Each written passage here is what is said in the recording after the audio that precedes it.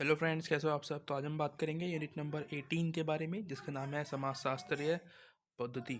ठीक है। पद्धति को हम इंग्लिश में मैथोलॉजी कहते हैं। मैथोलॉजी इस तरीके से लिखा जाता है ये। ठीक है, स्पेलिंग आप देख लेना है, मैथोलॉजी कहते हैं इंग्लिश में। और बेसिकली ये आपको चैप्टर बताएगा कि जो भी हमने अभी तक समाजशास्त्री पढ़े हैं, जैसे कि मैक्स वेबर के बारे में पढ़ा है, दुर्खाइम के बारे में पढ़ा है, कार्ल मार्क्स के बारे में पढ़ा है, तो इनके जो आप विचार पढ़ते हो, ठीक है, जैसे कि दुर्खाइम का है श्रम विभाजन का सिद्धांत, है ना। श्रम विभाजन जो दिखा हमने पढ़ा था कुछ चैप्टर्स पहले, तो वहाँ पे हमने पढ़ा था। और कार्ल मार्क्स का जो कालखंड वाला सिद्धांत है, इतिहास के आधार पर उन्होंने समाजों को बांटा है ना, कि भाई साम्यवाद दास पर था, सामंतवाद, पूंजीवाद, इस तरीके से। तो ये जो विचार है मैक्स वेबर के, जो है आइडियल टाइप वाला जो एक विचार है, तो वो क्या है, वो सभी जो विचार आते हैं ना इनके दिमाग में, उसके पीछे एक मैथोडोलॉजी होती है, यानी कि पद्धति होती है, एक तरीका होता है उस चीज़ को स्टडी करने का, उस चीज़ को बताने का। ठीक है। तो ये सभी अपने अपने हिसाब से अलग अलग जो है पद्धति का यूज़ करते हैं किसी भी एक फैक्ट को बताने के लिए, राइट। ठीक है। इसमें क्या होता है, जैसे कि कोई एक समाजशास्त्री है, एग्जाम्पल के लिए हम ले लेते हैं दुर्खाइम को। तो दुर्खाइम जब श्रम विभाजन का अध्ययन कर रहा होगा, या इसके बारे में जब उसने बताया होगा, तो उसने पहले क्या किया होगा भाई, कि जो संघर्ष होता है श्रम विभाजन के अंदर, उसको भी स्टडी किया होगा। और उनकी राजनीतिक आर्थिक स्थिति को भी देखा होगा। हर तरीके के जो पहलू होते हैं उनको देखने के बाद ये जो समाजशास्त्री होते हैं, ये अपना एक विचार प्रकट करते हैं किसी टॉपिक के ऊपर, किसी पर्टिकुलर टॉपिक के ऊपर। तो ऐसे तो बहुत सारे टॉपिक्स के जो है इन्होंने बारे में बताया हुआ है कि भाई धर्म विभाजन के अलावा भी दुर्कहेम के और भी जो है विचार है, संघर्ष का सिद्धांत भी है। ठीक है। तो यहाँ पे कहाँ से आता है वो यहीं से आता है। ठीक है। पद्धति से आता है वो पद्धति। ठीक है। तरीका क्या है बेसिकली ये आपको बताएगा यहाँ पे, कि जो सोचने का तरीका है उनका, अब वो कैसा है। ठीक है। तो इतना तो आपको अभी तक क्लियर हो गया होगा कि मैं क्या बात करने वाला हूँ इस चैप्टर के अंदर। सबसे पहले हम विचार करते हैं विचार पद्धति पे। ठीक है। और व्याख्या और महत्व, यहाँ पे कुछ भी नहीं देखना आपको, यहाँ पे देखना है बस ये वाला जो टॉपिक है। कह रहा है विचार पद्धति शोध तकनीक में अंतर। यहाँ पे क्या होता है, आपको दो चीज़ें देखनी होती है। सबसे पहले शोध तकनीक का मतलब क्या है, ये जा देखना होगा आपको। उसके बाद विचार पद्धति। देखो, विचार पद्धति एक बहुत बड़ी एक सब्जेक्ट हो सकता है अपने आप में। ठीक है। देखो, दुनिया में तीन तरीके के लोग होते हैं। एक एक व्यक्ति ऐसा होता है जो कि किसी भी बात की नेगेटिव चीज़ों को ज़्यादा ध्यान देता है। ठीक है। जो नेगेटिव, जिसको हम कह सकते हैं कि भाई ये नेगेटिव है। एक व्यक्ति ऐसा होता है जो सिर्फ किसी बात की पॉजिटिव चीज़ों पर ध्यान देता है, वो नेगेटिव को भूल जाता है। एक व्यक्ति ऐसा होता है समझदार, जो कि उस बात की बोथ साइड को देखता है। ठीक है। दोनों तरीके की, दोनों जो उसके पहलू हैं उनको देखने के बाद वो डिसीजन देता है। ठीक है। जैसे जज होता है, जज दोनों वकीलों की जो दलील होती है उनको सुनने के बाद ही डिसीजन देगा। ऐसे थोड़ी ना कि एक की सुन ली उसने और बस बना दिया कि नहीं इसको फांसी लगाओ। ऐसे नहीं होता। दोनों की दलीलें सुनेगा कि भाई कौन सा ज़्यादा सही है, किसका वजन ज़्यादा भारी है, यानी कि किसकी बातों का वजन ज़्यादा भारी है, कौन सेफ है और कौन अनसेफ है, कौन गिल्टी है कौन नॉन गिल्टी है, इसको इसके बारे में डिसीजन सबसे लास्ट में होता है। ऐसे ही नहीं पहले ही कर दिया कि भाई एक की सुन ली उसने और बस हो गया, ऐसे नहीं होता। ये यहाँ पे भी होता है कि भाई जो समाजशास्त्री होते हैं वो तरीका को अपनाते हैं। कुछ समाजशास्त्री आपको नेगेटिव मिलेंगे, कुछ पॉजिटिव मिलेंगे, कुछ दोनों तरीके के विचार रखने वाले होते हैं। ठीक है। तो और जब कोई किसी के बारे में अध्ययन करना होता है तो वो अलग अलग टेक्निक का यूज़ करते हैं वहाँ पे। ठीक है। अब जैसे कि श्रम विभाजन का है, तो वो एक अलग विषय है, एक छोटा सा एक अलग विषय है दुर्खाइम का। ठीक है। दुर्खाइम ने उसके अलावा बहुत सारे जो है अपने विचार दिए हैं अलग अलग टॉपिक्स पे। तो ये क्या है, वो जो टॉपिक्स पे विचार रखे हुए हैं अलग अलग मेथड का यूज़ भी किया होगा वहाँ पे। डेफिनेटली ज़रूर थोड़ी ना कि एक ही मेथड लेके घूम रहे होंगे, अलग अलग मेथड का भी यूज़ किया होगा। तो उसी को ही हम शोध तकनीक कहते हैं। ठीक है। ये सब्जेक्ट होता है पूरा मैथडोलॉजी, जो ये पद्धति होती है एक पूरा सब्जेक्ट है, और जो तकनीक है ये किसी एक विषय को अध्ययन करने के लिए प्रयोग की गई तकनीक हो सकती है। ठीक है, ये दोनों जुड़ी हुई होती है आपस में। ठीक है, ये प्लस होती है, जुड़ी हुई होती है, अलग अलग नहीं होती। ठीक है, कोई भी समाजशास्त्री होगा उसकी मैथोडोलॉजी एक जैसी होगी, और उसी मैथोडोलॉजी के आधार पे वो अपनी तकनीकों का यूज़ करेगा। ठीक है, तरीकों का यूज़ करेगा, तकनीक का यूज़ करेगा, मेथड का यूज़ करेगा किसी भी स्टडी को पढ़ने के लिए। ठीक है, जैसे कि एक मैथ्स का टीचर होता है, तो वो क्या करता है, उसकी जो मैथोलॉजी होती है वो मैथ्स वाली टीचर की होती है। ठीक है, तो वो जो फॉर्मूले बनाता है, बताता है, बच्चों को सिखाता है कि भाई इसको यूज़ करके हम ऐसे भी कर सकते हैं। और एक फार्मूला ऐसा भी होता है जो कि सभी का आंसर निकाल सकता है ना। उसके पास जो टीचर होते हैं मैथ्स के, उनके पास एक फार्मूला ऐसा भी होता है जो कि ज़्यादातर सवालों के जवाब आपको निकाल के दे सकता है। ठीक है, ये भी होता है, और अलग अलग सवाल के लिए अलग अलग फार्मूले भी यूज़ किए जाते हैं, तो ये भी हो सकता है। तो यहाँ पे दोनों चीज़ें कॉमन होती है। बहुत बड़ा लेक्चर हो गया इसके ऊपर। उसके अलावा विचार पद्धति का महत्व भी समझना बहुत ज़रूरी है कि भाई क्यों हम जो है इसका यूज़ करते हैं। सबसे पहले जो जीवन पद्धति होती है उसको समझने के लिए, व्यक्तियों के व्यवहार को समझने के लिए, उनकी जो समस्याएं होती हैं, जो प्रॉब्लम्स होती है उनकी लाइफ में, उसको समझने के लिए, उसको अध्ययन करने के लिए हम पद्धति का यूज़ करते हैं। ठीक है, मैथडोलॉजी का यूज़ करते हैं। तो 3-4 बातें हैं जिसकी वजह से हम इसका यूज़ करते हैं, इसलिए ये इंपॉर्टेंट भी है। देखो अभी तक जो मैंने आपको बताया बस इसीलिए बताया कि आप इस चैप्टर से जुड़ जाएं, कनेक्ट हो जाएं कि ये चैप्टर किस बारे में है। बाकी जो मेन चैप्टर है वो अब शुरू होगा। ठीक है, सवाल जो बनते हैं वो यहाँ से बनते हैं कि भाई मैक्स वेबर के विचार। ठीक है, या फिर दोनों के विचार पूछ लेगा, कोई दो समाजशास्त्री होके एक साथ पूछ लेगा, मैक्स वेबर के पूछ लेगा, कार्ल मार्क्स के पूछ लेगा, या फिर कार्ल मार्क्स का दुर्खाइम के साथ कंपैरिजन पूछ लेगा। ठीक है, कंपैरिजन पूछ लेगा, तो ये भी हो सकता है। ठीक है, किसी एक का भी पूछ सकता है, दोनों का भी पूछ सकता है, तो आपको दोनों के लिए प्रिपेयर रहना है कि भाई कुछ भी आ सकता है। ठीक है, तीनों ही इंपॉर्टेंट है यहाँ पे, कोई ऐसा नहीं है कि कोई एक ही व्यक्ति इंपॉर्टेंट होगा, तीनों के तीनों बराबर इंपॉर्टेंट है। ऐसा नहीं कह सकता मैं कि भाई कार्ल मार्क्स से ज़्यादा पूछेगा, ठीक है, दुर्खाइम के कम पूछ सकता है, या बेबर के कम पूछ सकता है। सभी अपने आप में टॉप क्वालिटी के समाजशास्त्री है। ठीक है, तो इसीलिए सभी का इम्पोर्टेंट है यहाँ पे रोल। सबसे पहले आपको देखो कि भाई जो कार्ल मार्क्स है उनके बारे में आप पढ़ने वाले हो यहाँ पे सबसे पहले, कि भाई कार्ल मार्क्स का जो विचार पद्धति है, सोचने का जो तरीका है, जो मैथोलॉजी है उनकी, वो कैसी है। ठीक है, जो भी जो मैथोलॉजी है उनकी वो कैसी है वो देखना है। सबसे पहले सबसे पहला आपको दिख रहा होगा कि भाई इतिहास का भौतिकवादी सिद्धांत। ठीक है, भौतिकवाद, इतिहास का भौतिकवादी या भौतिकवादी सिद्धांत विश्लेषण, जो भी है एक ही बात है।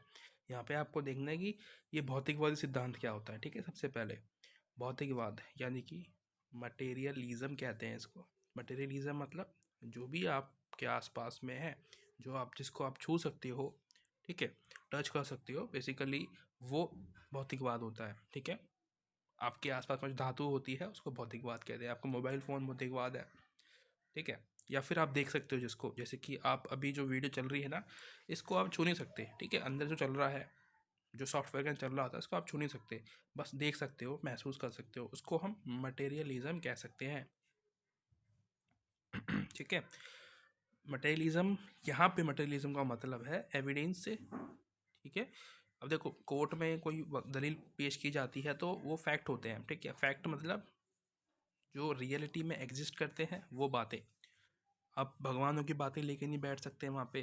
ठीक है, आप भूत प्रेतों की बातें नहीं कर सकते वहाँ पे, वो परलौकिक होती है, इस लोक की नहीं है वो बात। जो चीज़ें हैं एग्जिस्ट करती हैं नहीं करती है वो अलग टॉपिक है, उसके बारे में हम बात नहीं कर रहे। मैं बात कर रहा हूँ मटेरियलिज्म के बारे में। ठीक है, जो ये भौतिकवादी सिद्धांत जो बताता है वो ये बताता है कि भाई जो भी आप जिसके भी बारे में आप बात करते हो एविडेंस के थ्रू करो। ठीक है, आपके पास उस बात को प्रूफ करने के लिए एविडेंस होना चाहिए, एविडेंस सबूत, फैक्ट होने चाहिए, इसी को हम भौतिकवाद कहते हैं। ठीक है, तो आपको पता है कि जो कार्ल मार्क्स है इन्होंने एक सिद्धांत दिया है ऐतिहासिक को खंडों में बांटने का सिद्धांत। ठीक है, 4 खंडों में बांटा है। मैंने बताया था, बहुत बार बताता रहता हूँ आपको, साम्यवाद, अर्ली मेंस का समय, दास प्रथा। ठीक है, उसके बाद तीसरा आता है सामंतवाद। ठीक है, सामंतवादी व्यवस्था याद होगी आपको, आपने पढ़ा होगा हिस्ट्री में। उसके बाद आती है पूंजीवादी व्यवस्था, ठीक है, पूंजीवाद। तो ये क्या है? ये सभी व्यवस्था जो एक तरीके से हमारे समाज के बारे में जो एक कह सकते हैं कि भाई क्रोनोलॉजी है ना जो हमारे समाज की, वो बताता है कि भाई पहले शुरुआत हुई साम्यवाद से, हमारे जो अर्ली मेंस थे उनसे शुरुआत हुई, होमोसिपियंस, ठीक है, उनसे शुरुआत होकर फिर एक दास प्रथा आई, दास के बाद सामंतवादी प्रथा आई, उसके बाद पूंजीवादी जो अभी तक चल रही है, आपको पता है पूंजीवादी अभी तक चल रही है। ये बाकी जो तीनों जो व्यवस्था हैं ये ख़त्म हो चुकी हैं, अब ये पूंजीवादी चल रहा है अभी तक। तो इसको हम क्या कहते हैं? ऐतिहासिक, जो कार्ल मार्क्स ने बताया है। तो ये क्या किया है, ये जो जो चार व्यवस्थाएं बताई है ना जो कार्ल मार्क्स ने, वो ऐसे ही नहीं बताई है, उसके पीछे बहुत सारे उन्होंने फैक्ट दिए हैं, ठीक है, उसके पीछे उन्होंने बहुत सारे एविडेंस दिखाए हैं कि भाई इसीलिए मैं कह रहा हूँ, है ना, क्योंकि हमारे पास पता है हमें कि हम जो हिस्ट्री पढ़ते हैं तो वहाँ पे गुफाएं मिली है, ठीक है, चित्रकलाएं मिली हैं, हमारे जो साम्यवादी लोग थे, ठीक है, जो अर्ली मेंस थे, उनके द्वारा छोड़ी गई जो व्यवस्था है, जो सिस्टम जो छोड़े गए हैं उनके द्वारा, वो हमें मिलते हैं, इसलिए हम उनकी जो एक समाज है, जो सोसाइटी थी उस समय की, उसके बारे में पता पाते हैं, ठीक है। उसके बाद दूसरी बात आती है, एक और जो है विचार है उनका, देखो ये पहला है हमारा, ठीक है, पहली सोच है, पहला तरीका है, पहली पद्धति है उनका, उनकी, कि भाई कोई भी बातें जब वो करते हैं तो वो बोलते हैं एविडेंस के बारे में, ठीक है, एविडेंस, वो अपनी बातों में भी एविडेंस प्रूफ करते हैं, जब भी वो कोई भी बात करेंगे। कार्ल मार्क्स अभी तो नहीं है ज़िंदगी में, मतलब उनकी डेथ हो गई है बहुत पहले, तो जब भी वो अपनी बात करते थे, रखते थे, तो उसके पीछे कोई ना कोई फैक्ट होता था, एविडेंस उनके पास डेफिनेटली पाया जाता था, तो ये एविडेंस पे ज़्यादा भरोसा करते हैं, किसी की बातों पे नहीं, ठीक है, किसी के सिद्धांतों पे नहीं। उसके अलावा सामाजिक संघर्ष और परिवर्तन का सिद्धांत सिद्धांत दिया है इन्होंने, ये कह रहे हैं कि समाज में संघर्ष होना बहुत ज़रूरी है, तभी परिवर्तन आता है, ठीक है। इसी से देखो कि भाई जब पहले साम्यवादी व्यवस्था थी, अर्ली मेंस का समय था, तो ये ख़त्म हुआ, ठीक है, संघर्ष हुआ, तो फिर ये दास प्रथा आई, इसको ख़त्म करा किसी तरीके से, ठीक है, ये एक गलत प्रथा थी। इसके बाद आया साम्यवाद, सॉरी सामंतवाद आया, सामंतवाद को ख़त्म करने के बाद फिर पूंजीवाद आया, और दुर्खाइम ये भी कहते हैं, सॉरी जो मैक्स कार्ल मार्क्स हैं वो ये भी कहते हैं कि पूंजीवाद ख़त्म होने के बाद फिर दोबारा से साम्यवाद की शुरुआत होगी, ठीक है। तो ये कब आएगा?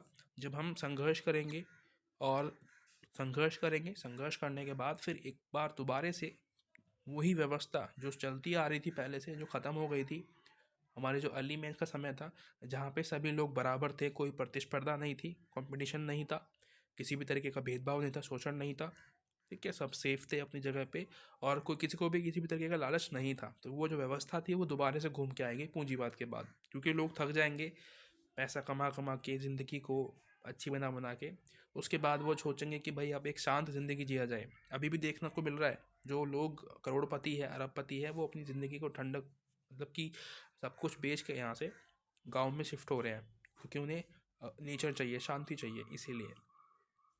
तो ये रहा इसका एग्जाम्पल, ठीक है।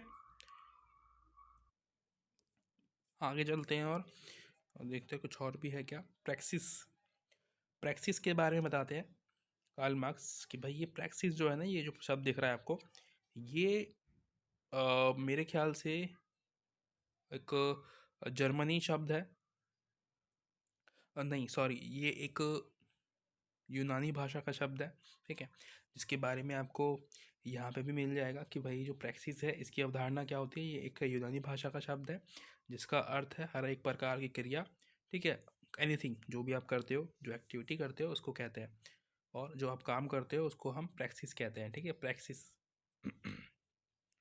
तो यहाँ पे इतना कुछ इम्पोर्टेंट नहीं है, क्रिया के बारे में बताते हैं कि भाई जो भी आप करते हो उससे लोग प्रभावित होते हैं, ठीक है, लोगों पे उसका इम्पैक्ट पड़ता है। हमारे जो एक्शंस होते हैं, सोशल एक्शंस होते हैं, बहुत इंपॉर्टेंस रोल प्ले करते हैं हमारी लाइफ में।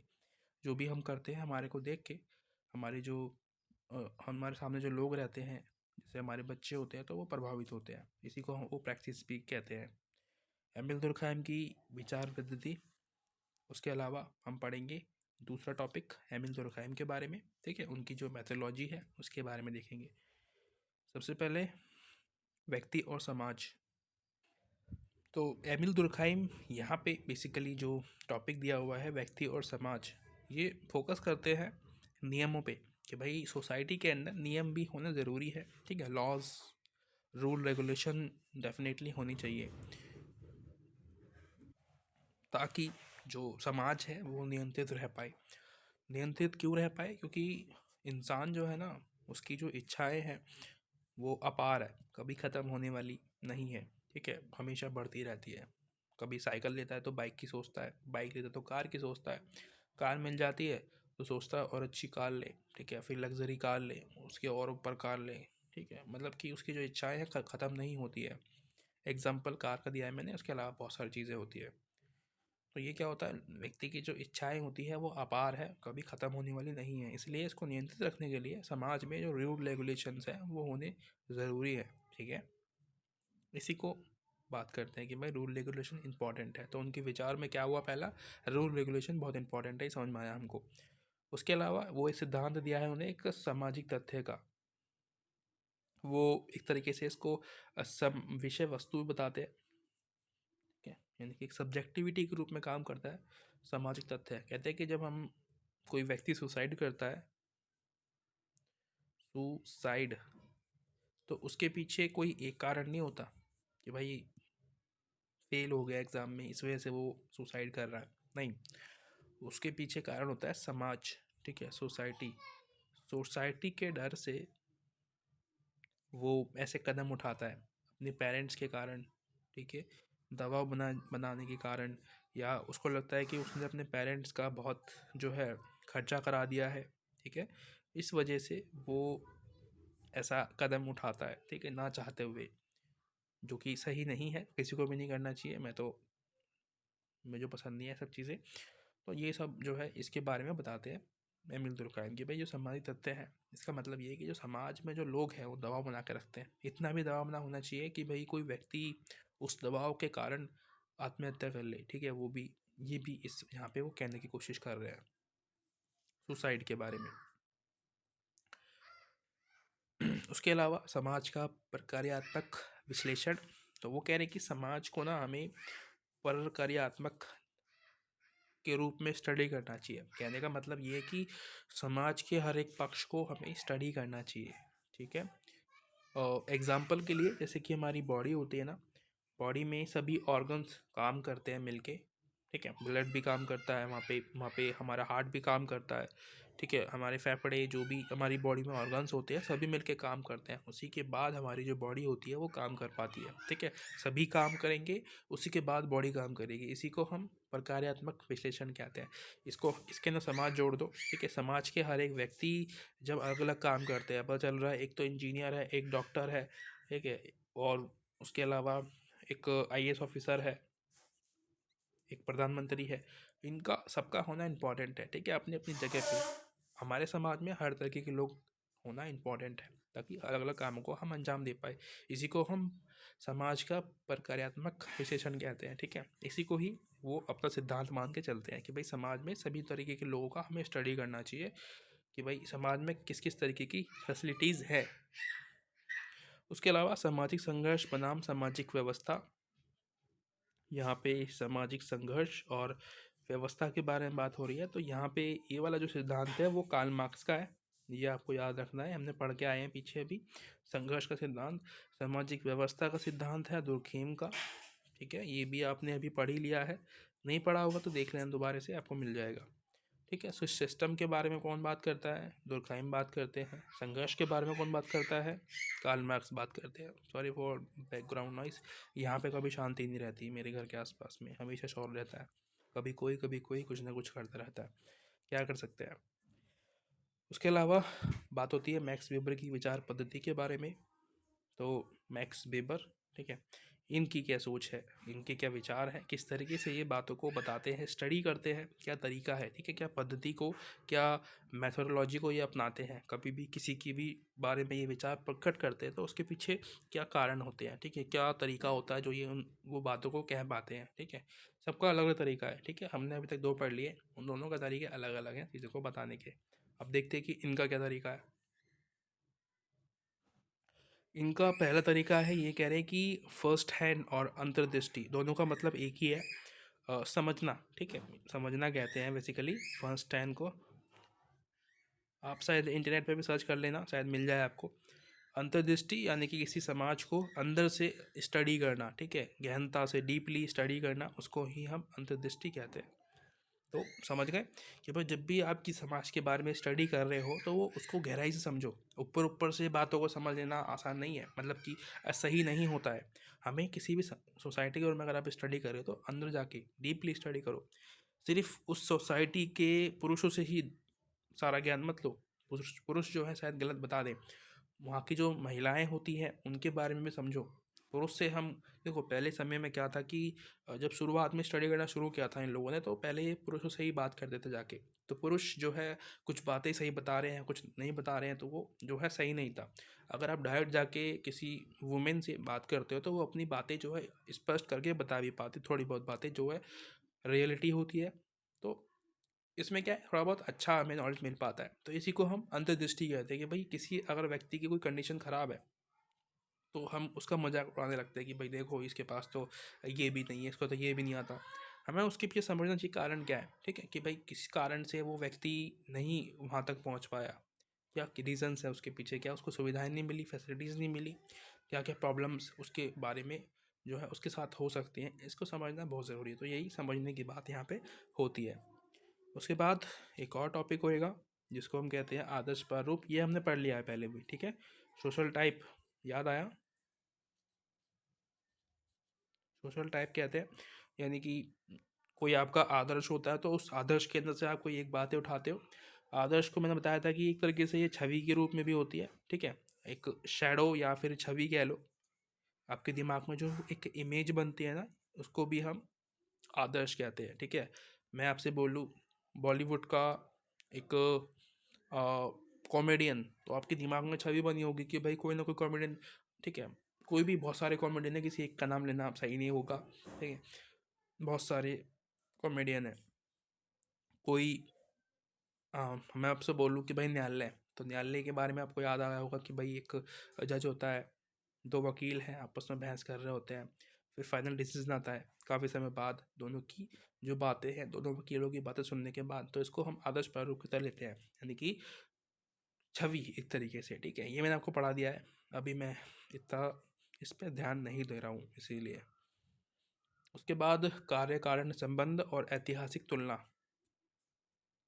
यहाँ पर जो मैक्स वेबर है वो कारणों की जो स्टडी होती है उस पर भी ध्यान देते हैं कि भाई कोई दुर्घटना घटी है, ठीक है, उस दुर्घटना के पीछे हमें जो कारण दिख रहा है, शायद उस कारण के अंदर भी एक और कारण हो सकता है, ठीक है। कोई किसी ने सुसाइड करी है तो उस सुसाइड के पीछे रीज़न आपको जो दिख रहा है, जैसे कि सोचते हैं ना कि भाई ये नंबर नहीं ला पाया इसीलिए सुसाइड कर रहा है, नहीं, उसके पीछे कुछ और कारण भी हो सकता है। इसको मैक्स वेबर कहते हैं कि भाई ये भी हमें देखना चाहिए। तो ये सोच क्या है इनकी, कारणों के पीछे भी कारण को खोजना, ठीक है।